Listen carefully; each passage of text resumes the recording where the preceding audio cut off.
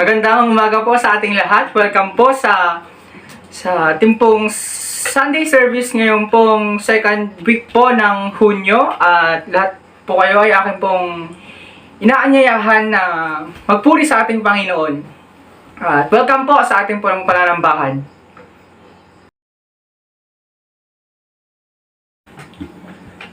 Tayo lumapit sa ating Panginoon nang may pagpupuri sa ating mga puso.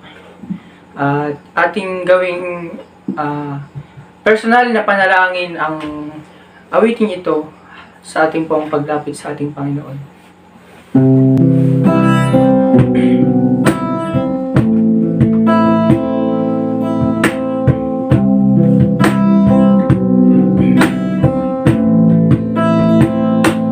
Ako ay lalapit sa iyong harapan, puso ko'y lulubog sa iyong kabandalan. At kahit hindi man ako karapat-dapat, ngunit sa biyaya dugo mong nilaan,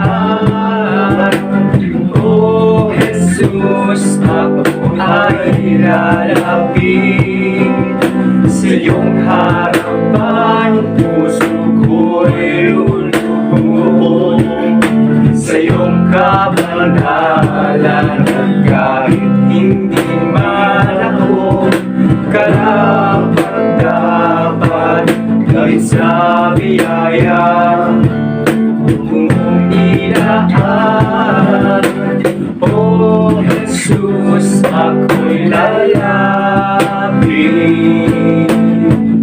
pag-aalay ng pagpupuri sa iyo ako'y aawit. Itataas ang aking tinig sa iyo, ako'y mananahan sa piling mo.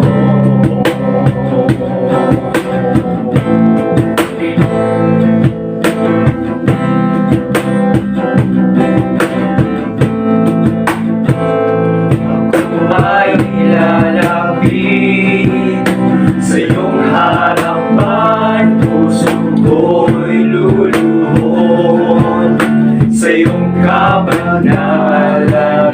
Kahit hindi man ako karapat-dapat, ngunit sa biyaya dugo mong nilaan, O Jesus, ako'y lalapit,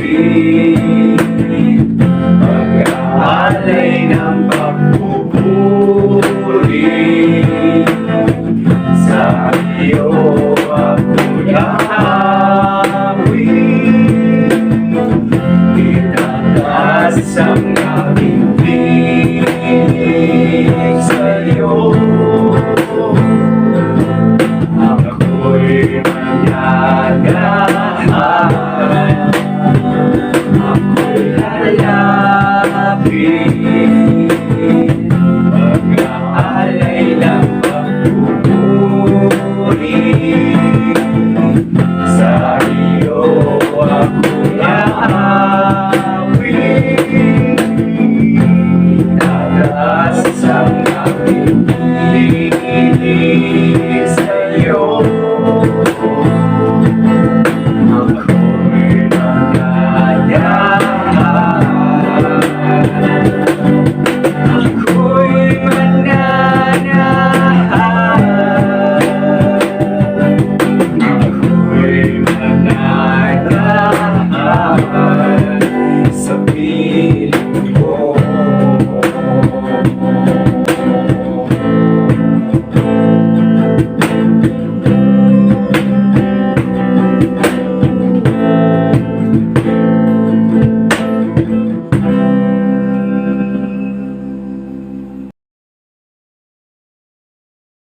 Manalangin po tayo. Ama naming Diyos na makapangyarihan sa lahat, Maraming salamat po sa panibagong araw na ipinagkaloob ninyo sa amin. Maraming salamat po sa mga biyayang patuloy ninyong ipinagkakaloob. Maraming salamat po sa paggabay sa isang linggong aming muling nalagpasan. Salamat din po sa kalakasan. Ama, salamat po dahil nagkaroon na naman po kami ng pagkakataon ngayon upang purihin at dakilain ka.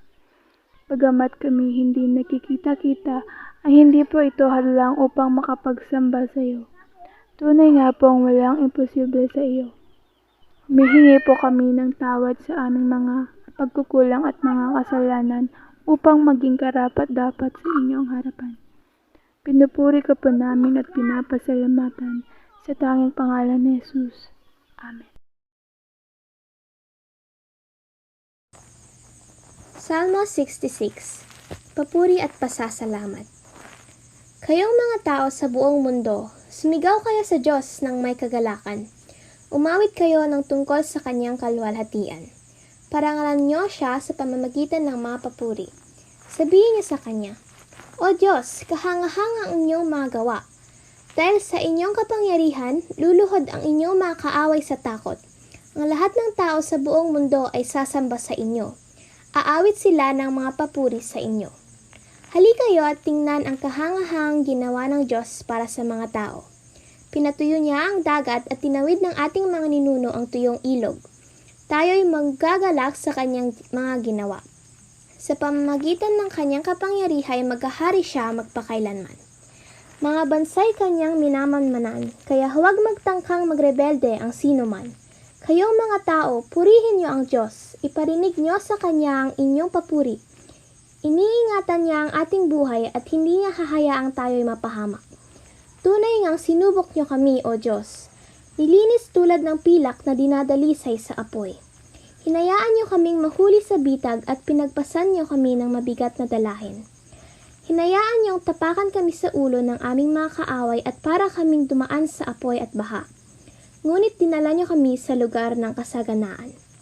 Mag-aalay ako sa inyong templo ng mga handog na sinusunog at tutuparin ko ang aking mga pangako sa inyo. Mga pangakong sinabi ko noong ako'y nasa gitna ng kaguluhan. Mag-aalay ako sa inyo ng matatabang hayop bilang handog na sinusunog, katulad ng mga tupa, toro at mga kambing. Halikayo at makinig, kayong lahat na may takot sa Diyos. Sasabihin ko sa inyong mga ginawa niya sa akin. Humingi ako sa kanya ng tulong at pinuri ko siya. Kung hindi ko pinahayag sa kanya ang aking mga kasalanan, hindi sana ako pinakinggan ng Panginoon. Ngunit tunay na pinakinggan ako ng Diyos at ang dalangin ko ay kanyang sinagot. Purihin ng Diyos na hindi tumanggi sa aking mga panalangin at hindi nagkait ng kanyang tapat na pag-ibig sa akin.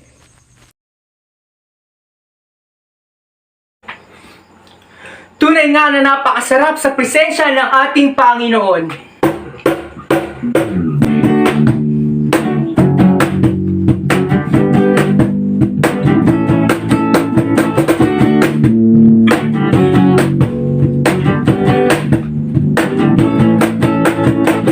Sarap pa rin sa'yo, Panginoon. Ang mga pagpapala mo'y bus-bus. Sayang ating kaaway, bigyan at tangay ang damdamin. At sa ating pagpupuri, lubos na naglakbay. Ang kailangan lang ay babay sa presensya mo. Babay sa iyong salita. Babay ang sikreto ko. Bakit ako masaya? Kailangan lang ay babay sa presensya mo. Babay sa iyong salita. Tulad ng isang lusa na laging kahaw sa iyo. May sarap maraming sa iyo, O Panginoon. Ang mga pagpapala mo'y bus-bus. Sa aking kaaway, hindi natin at tangay ang damdamin. At sa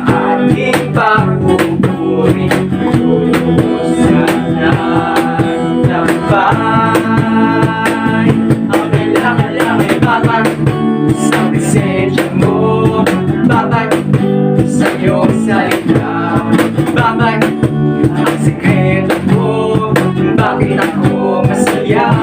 Ang kailangan lang ay babad sa presensya mo, babad sa iyong salita, tulad ng isang usap na laging buhaw sa iyo.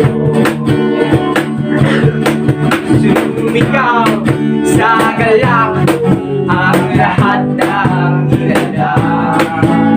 Purihin ang Diyos ng may kagalakan.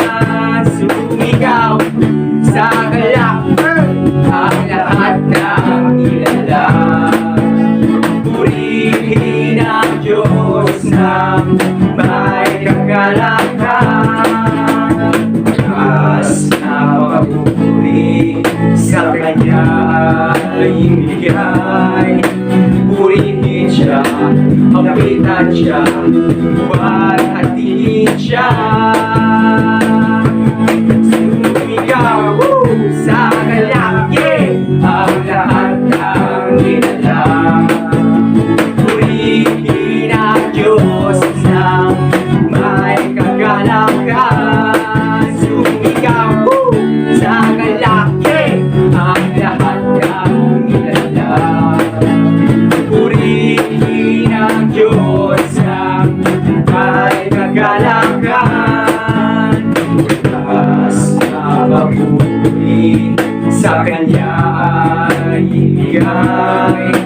Purihin siya, awitan siya, buhatin siya.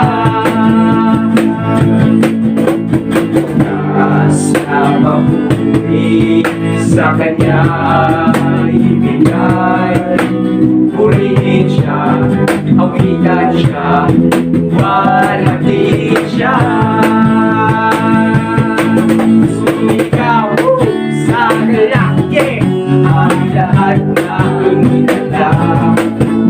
Purihin ang Diyos na may kagalakan. Sumigaw sa kalaki ang lahat ng nilalang. Purihin ang Diyos na may kagalakan. Sumigaw.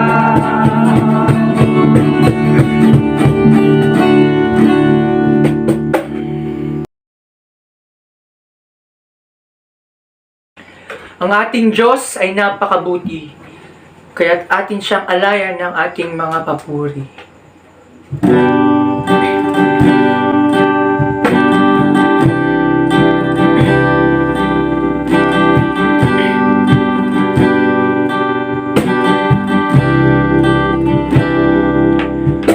O Diyos, sa kabutihan mo, ako'y naririto upang magpuri sa iyo. O Diyos, sa kabanalan mo, nalulugod ako, buhay ay iaalay ko. Ikaw lamang ang nagtiwala sa akin, O Diyos, di kita bibiguin. Magtatambal sa'yo, maglilingkod ako, O Diyos, kay buti mo.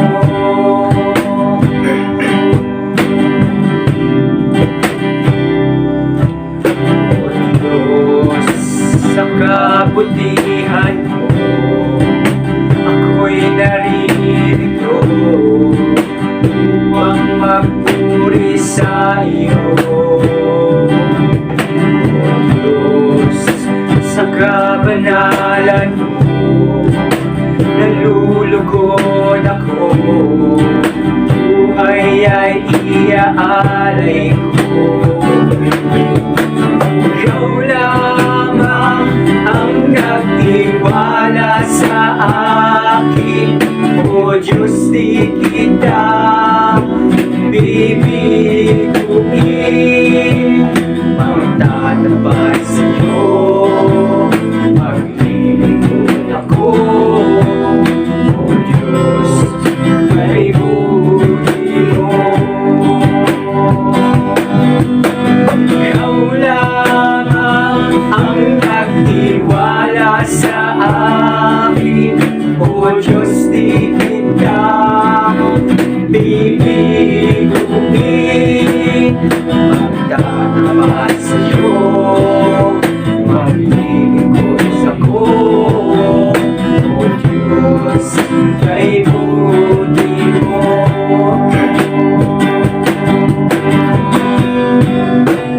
Napakabuti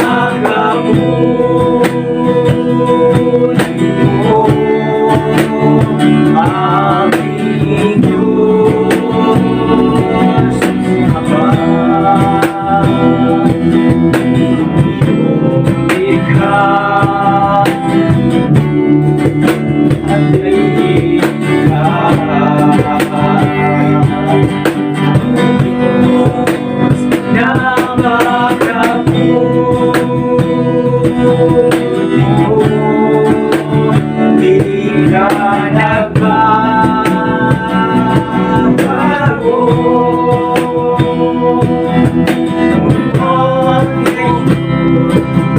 Kailan pa man sa buhay ko'y tapat. Napakabuti mo,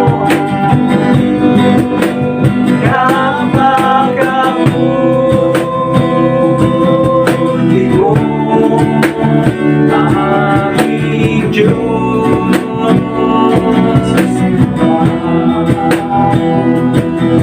Ang iyong likha, tutuan natin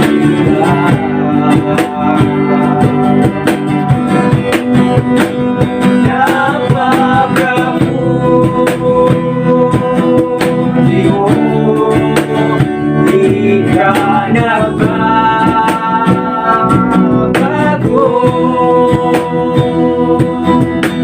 Noon, ngayon, kailan pa man sa buhay ko'y tapat.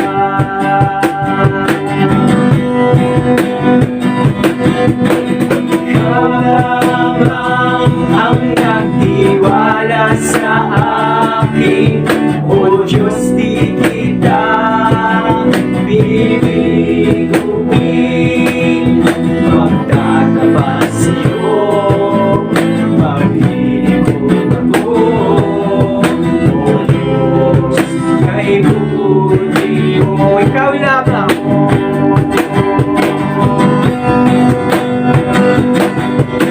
ikaw lamang ang nagtiwala sa akin, O Diyos di kita bibiguin. Magtatapat sa'yo, maglilingkod ako, O Diyos, kay buti mo. Diyos, kay buti mo. Diyos, kay buti mo.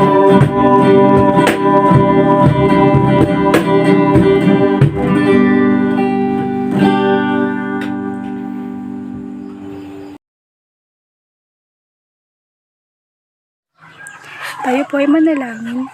Lord, kami po ay nagpupuri at nagpapasalamat sa iyo. Salamat po sa opportunity na to na kami po ay malayang nakakapagbigay ng papuri at pagsamba sa inyo. Tunay nga po na napakabuti mo sa amin. Kami po ay nagpupuri at nagpapasalamat sa mga answered prayers, sa kagalingan ng aming mga karamdaman, sa protection from the COVID-19 virus, at sa provision ng aming mga needs sa pang-araw-araw. We thank you for your words that always give us strength. Salamat sa kapatawaran ng aming mga kasalanan at sa inyong buhay na kami ay inyong iniligtas mula sa aming mga pagkakasala. So we praise you, Lord, because you are worthy of all our praises.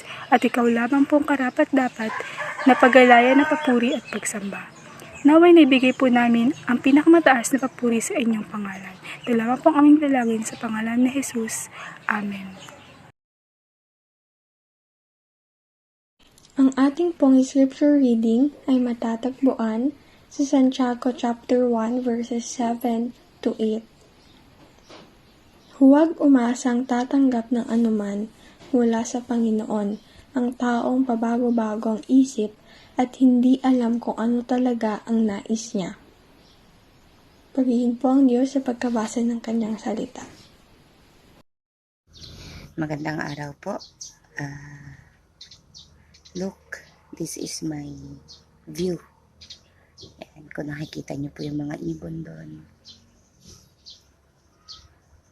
Ayan. Nakikita niyo ba sila?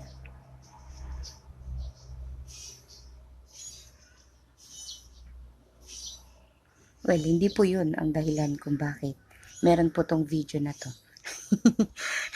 Whereas, when I was preparing for this topic, meron po akong struggle because I was a skeptic myself. At nahihirapan po ako medyo sa part na to. Though lahat ng topic natin ay mahirap, pero ito talaga yung nakatunganga lang ako na hindi ko alam kung paano magsisimula, saan magsisimula, at paano gagawin ang mga bagay na dapat kong gawin. I really had a hard time composting anything. And until now, I am not confident. Pero may the Lord teach us, ano man po ang mapupulot natin sa mga verses na ating mapagdadaanan. May the Lord teach us, and may the Holy Spirit open our minds and open our hearts as we listen to His words. And as we listen to the things na akin din pong napulot sa mga devotions, sa mga nabasa ko rin po. So this is not actually all mine. It is pick-ups from the internet, from the devotions of others. Yun po. And a little bit lang naman po na galing sa akin. So may the Lord bless us as we go through. And eto po. Meron ka bang struggle ngayon sa iyong buhay? Meron ka bang pinagdadaanan? Meron ka bang kalsadang tinatahak na hindi malampas-lampasan? O meron ka bang battle? Ang Christian life ay isang battlefield. Every day is a battle. Christian life is not a smooth sailing life. Meron siyang malalaking waves at malalakas na hangin. And there we can see struggle and minsan doubts, skepticism, and unbelief. How to deal with these things? Sana matulungan tayo ng James 1 as we study. May the Lord bless us and guide us. Every one of us have our own battles, emotionally, physically, spiritually, intellectually. Mostly minsan, intellectually. Sabi nga ng speaker noon namin ng January sa CCF seminar, sabi niya, our mind is a battleground. It is always a choice between the will of God, the will of man. It is always a battle between yung gusto natin at yung gusto ni God. It is always a battle, minsan din, between good, better, and best. Good, better, and best. Our mind is also sometimes a spiritual battle. Because dito nagsisimula ang lahat. In our minds. And as we go through, may we see how we can help our minds to be directed by God. And may it lessen our battles. We have our own fights every day. We have our own conflicts within ourselves or inflicted ng mga tao, bagay, pangyayari sa ating paligid. But as we go through this life, sa ating buhay, may we find this spiritual battle that we have is a challenging ground and a growing ground, a ground for growth ng ating spiritual na buhay. Actually, hindi lang ng ating spiritual, pero pati ng ating emotional at ng ating mental.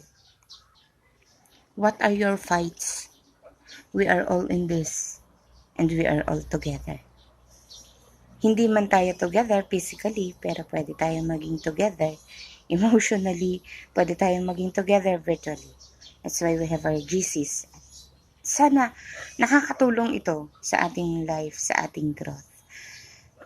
Sana nakakatulong sa ating pag-battle o sa ating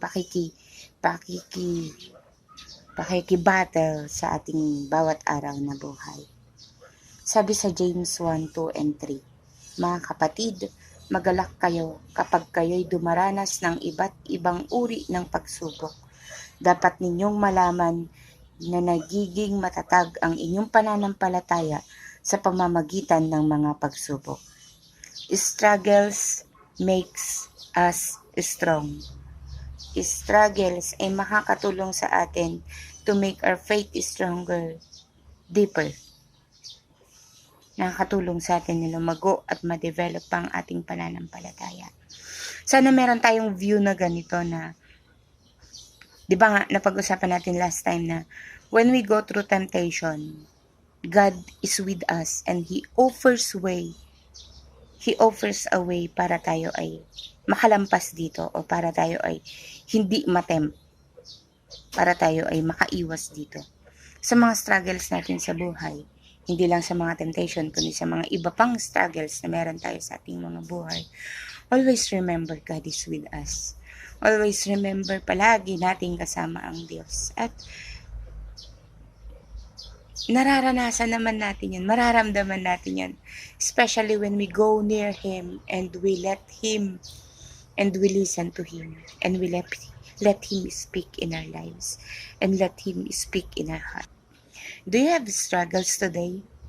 Paulit-ulit kong tinatanong na, meron ka bang struggle ngayon? Think of it. Think of it. I'll give you few seconds. Ano ba tong mga struggles na pinaglalabanan mo sa bawat araw? I'll give you 10 seconds. 10, 9, 8, 7, 6, 5, 4, 3, 2, 1. Let us pray. Lord, we lift unto your hands ang mga struggles na meron kami ngayon. Sa bawat laban namin sa bawat araw, we lift them unto you.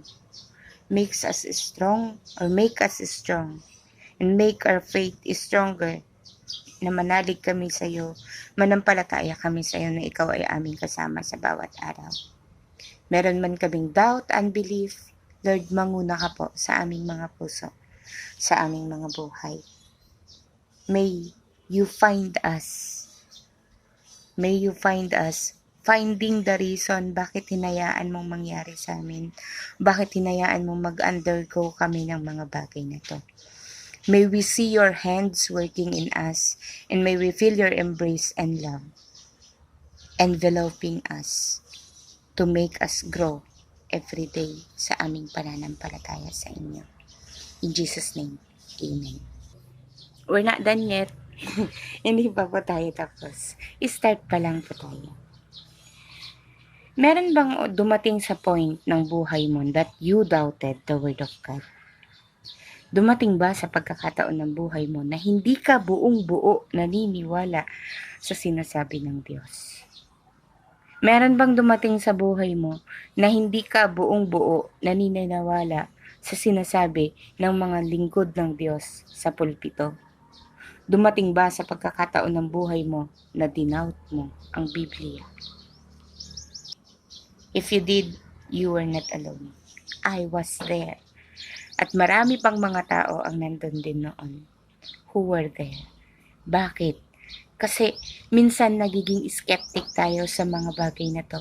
Kasi mas gusto nating paniwalaan yung gusto natin Mas gusto nating paniwalaan yung iniisip natin at inaakala nating tama at hindi ang salita ng Diyos. Mas gusto nating paniniwalaan yung iniisip natin at inaakala nating sino ang Diyos at hindi kung ano talaga ang sinasabi ng Biblia tungkol sa Diyos at kung sino ang Diyos. A preacher said, isang preacher ang nagsabi, hindi ko po ma-quote ang kanyang pangalan, patawad po. Pero ang sabi niya, kapag hindi mo sinusunod ng buo ang sinasabi ni Jesus at ang mga aral ni Jesus sa buhay mo, you're being a skeptic.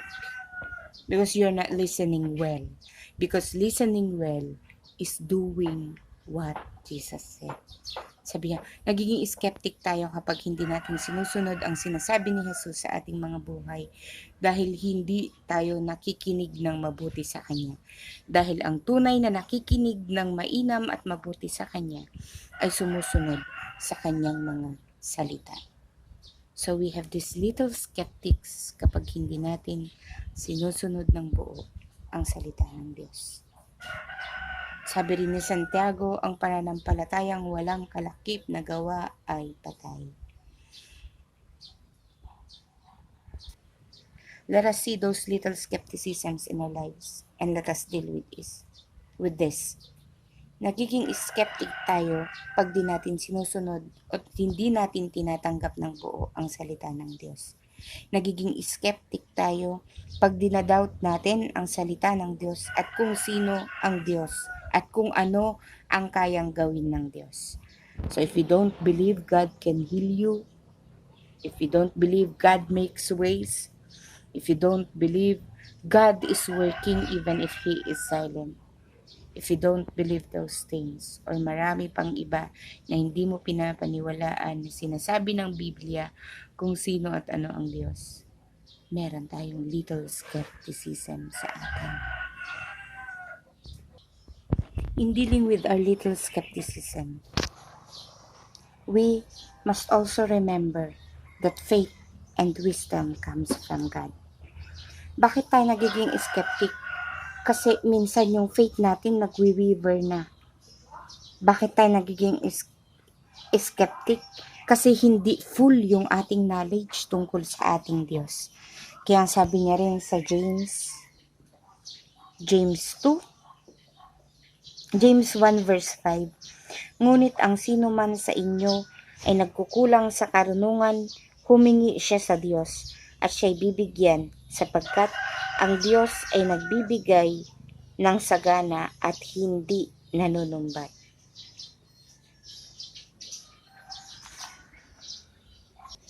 Ang sabi rin ng isang preacher, ang ating personal encounter with God is a divine intervene. At dito nagsisimula ang ating tunay na pananampalataya sa Diyos. At pananampalatayang nagtitiwala sa Kanya at sa kakayanan niya at sa Kanyang kabuuan bilang Diyos. Minsan ang ating pananampalatayang acquired, napansin ko to sa amin, sa generation namin. Ang acquired faith ay nang hindi ganun kalalim ang personal relationship with God. Dahil ito ay acquired faith. Hindi siya talagang nagmutawi. Hindi siya talagang encounter with God. Acquired faith, minsan pananampalatayang minana sa magulang, minsan nagkahawahan, minsan nakigaya. Pero yung personal encounter with God is a divine intervene. It is from God. Our faith and wisdom comes from God. And everyone who asks wisdom, lacks wisdom, lacks faith, ask God. Wisdom and faith comes from God. Kung nagkukulang tayo nito, ask Him and He will grant us. Minsan what makes us skeptic? Our doubt na jakpati kita. Sabi-sabi lang dagita. Skeptic says that. Jakpati kita, sabi-sabi lang dagita. Parang ang hirap maniwala sa isang bagay na di ka sure kung nag-e-exist dahil hindi mo nakikita. But if we ask God, He lacks nothing. Walang kulang sa kanya. If he asks God who has everything, bibigyan niya tayo. At sabi nga sa verse, hindi siya nanunumbat anuman hinihingi natin sa kanya. God lacks nothing, and He will show us great and mighty things na hindi natin nakikita at hindi natin ma-imagine. Ang kaya lang natin gawin, o pwede lang natin gawin, humingi sa Kanya. And He will let us see who He is and what He is in our lives. Sabi rin sa verse 6, subalit ang humihingi ay dapat magtiwala sa Diyos at huwag mag-alinlangan, sapagkat ang nag-aalinlangan ay parang alon sa dagat na tinataboy ng hangin kahit saan. Palalimin natin ang ating pananampalataya sa pamamagitan ng pagtanggal ng doubts at magkaroon nawa tayo ng malalim na pagtitiwala sa Diyos at huwag nang mag-alinlangan. If we ask God wisdom and faith, then our counterpart is to trust Him fully. Magtiwala sa Kanya ng buong buo. Kung meron tayong skepticism at doubts, may lugar ba tayo sa kaharian ng Diyos? Kung meron tayong skepticism at doubts, may lugar ba tayo sa kaharian ng Diyos? Ang sagot dyan ni James sa verse 7, sabi sa James 1, 7 and 8. Huwag umasang tatanggap ng anuman mula sa Panginoon ang taong bago-bago ang isip at di alam kung ano talaga ang nais niya. Let us not have that wavering faith. Let us stop being little skeptics in some ways, and let us strengthen our faith and remove those doubts in our lives. If our faith is meron yung mga bagay na yun, our faith would be wavering. And if we have that wavering faith, wala tayong kundi palang aasahan mula sa Panginoon. Not only in the future life, but life on this world, on earth. And sana yung mga doubt, yung mga wavering faith, yung mga bagay na yun ay maiwasan natin, mabawasan natin sa ating mga buhay. Though we're not perfect, but each day is a stepping stone for growth, and each day, ang goal is, sabi ng isang author, our goal must be better than yesterday. So, if our aim bilang mga Kristiyano is to be like Christ, so everyday mas nakikita yung fruit sa atin. So everyday mas nakikita yung character ni Christ sa atin. If yesterday we are impatient, then today we must be less impatient. And tomorrow we will be a little patient. And then on the other day, we will be patient, and patience is practiced in our lives. If our goal is to be like Christ every day, hindi lang yung faith ang ating may strengthen, kundi pati yung ating yung fruit ng Holy Spirit ay mas lalong makikita sa atin at mas lalong mag-a-abound sa atin at mas lalo nating mai-share yung love ni Christ sa ating paligid, not only to our family but sa ibang mga tao rin sa ating paligid. May we learn from James 1 and may we grow.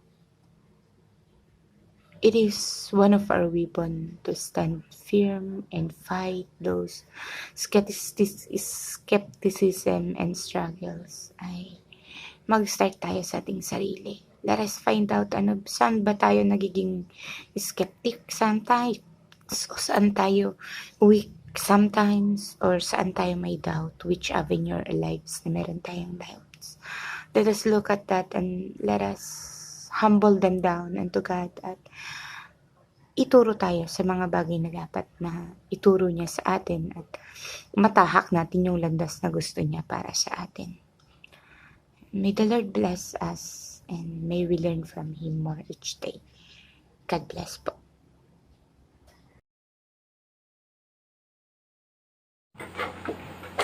Ang ating Panginoon ay ang pinakadakila sa lahat, wala nga makakapantay sa Kanya. At bilang tugon sa ating mensahe na pakinggan, ating awitin ang awitin ito.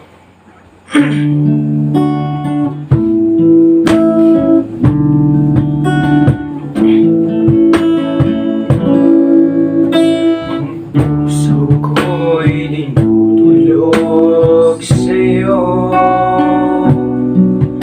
napapakumbaba, nagsusumango, paging dapatin mo, ikaw ay mamasdan, makainig ka at sa'yo ay umisan. Ang puso ko'y dinudulog sa'yo, nagpapakumbaba, nagsusumaw, paging dapatin mo, na ikaw ay mamasdan, makainig ka at sa'yo ay umisan.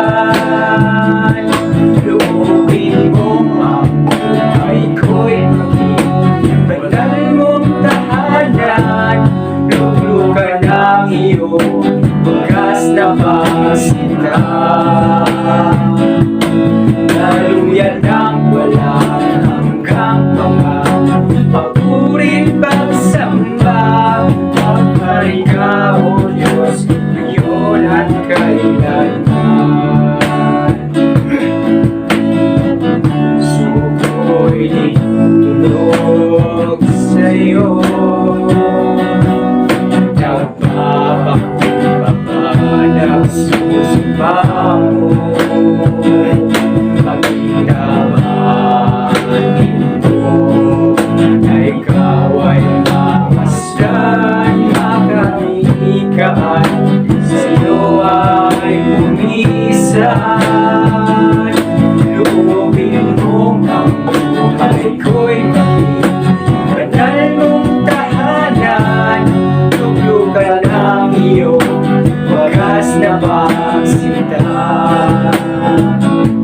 Daluyan ang walang hanggang mga papurit pagsamba, maghari ka, O Diyos, ngayon at kailanman. Loobin mo ang buhay ko'y maging banal mong tahanan, luglugan ang iyong wagas na pasinta. Daluyan ang walang hanggang mga papurit pagsamba, maghari ka, O Diyos, ngayon at kailanman. Maghari ka, O Diyos, ngayon at kailanman.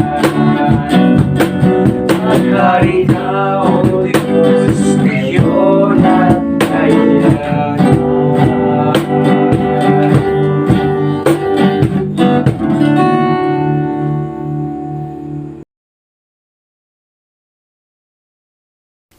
Magandang umaga po ulit sa ating lahat.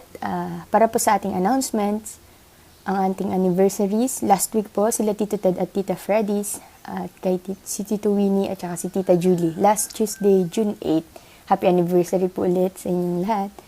At ganun din po sa ating birthdays, last week si Kuya Yayon, last Friday, June 11.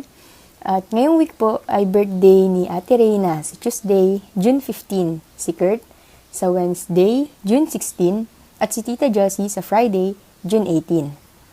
Para po sa ating mga groups, ang youth po nag-meet every Tuesday, 8 p.m. via Google Meet.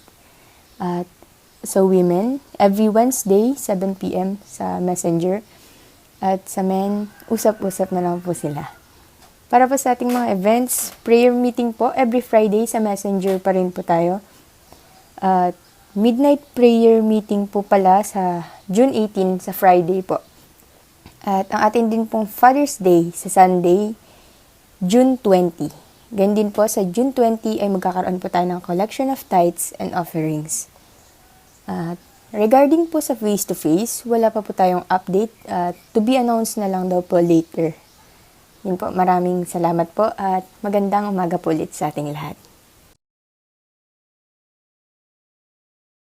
Manalangin tayo mga kapatid. Dakilang Diyos, Ama naming banal, sa oras na ito, kami po ay nagpapasalamat sa iyo at nagpupuri sa iyong patuloy na paggabay sa gawain, simulan ng umpisahan hanggang natapos. Salamat o Diyos sa inyong pagpapala sa mga kapatiran na kasama namin sa gawain ito. Sila man po ay nasa kanilang mga tahanan sa ibang lugar. Kami po ay nagpapasalamat dahil sa kanilang patuloy na pagkikipagkaisa sa gawain ng Iglesia. Salamat o Diyos sa bawat bahagi ng gawain pang samba sa iyo, sa mga salita mo na aming napakinggan na ginamit po ninyo ang inyong lingkod. Salamat o Diyos sapagkat sa pamagitan nito kami ay magkaisa sa layunin naming ipagpatuloy ang gawain sa kabila ng aming nararanasan na pandemya.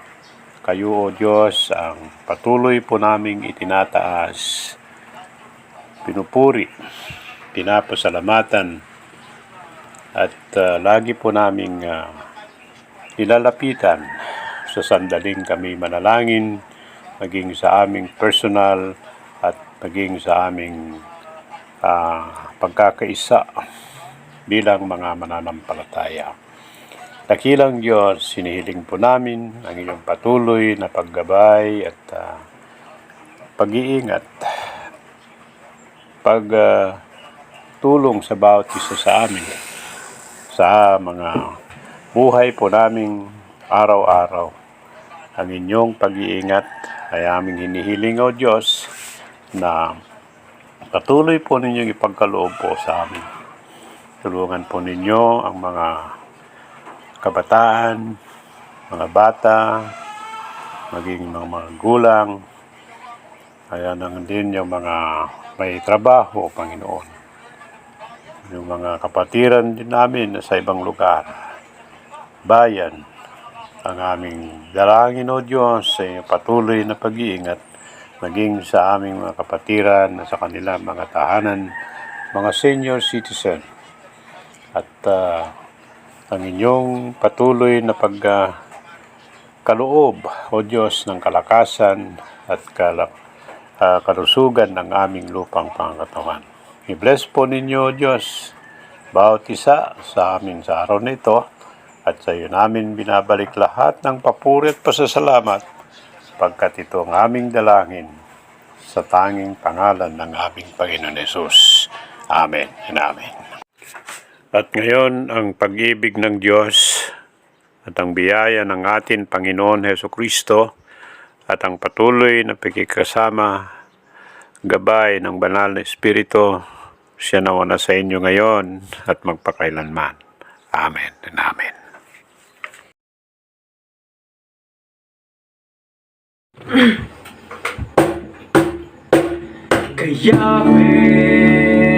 Yahweh, pagkasaya-saya kay Yahweh, ako ay may sigla. Kay Yahweh, pagkasaya-saya kay Yahweh, ako ay may sigla. Walang sumiyaw at sumigaw na woo! Makita mo may galaw, makita mo may galaw. Walang sumiyaw at sumigaw na woo! Makita mo may galaw, makita mo may galaw. Kay Yahweh, pagkasaya-saya Yahweh, ako ay may sigla. sumigaw na woo! Makita mong may alam, makita mong may alam. Ikaw sumiyaw at sumigaw na woo! Makita mong may alam, makita mong may alam. Maakap ko ang hiligahan sa pagkakot ng puso. Isusuko ko ay sa maakap ng ito. Ang hiligayahan sa pagkakot ng puso. Isusuko ay sa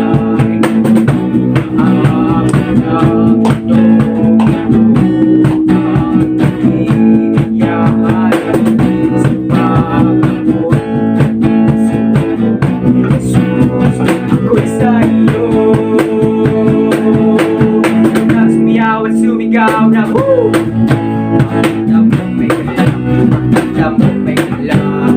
Basta sumiyaw at sumigaw na woo! Makita mo may alam, makita mo may alam. Yahweh, Yahweh, pagkasaya-saya. Yahweh, Yahweh, ako ay may sila. Sumiyaw at sumigaw na woo! Makita mo may alam, makita mo may alam. Lumutang sumiyaw at sumigaw, lumutang sumiyaw at sumigaw, lumutang sumigaw at sumigaw na woo!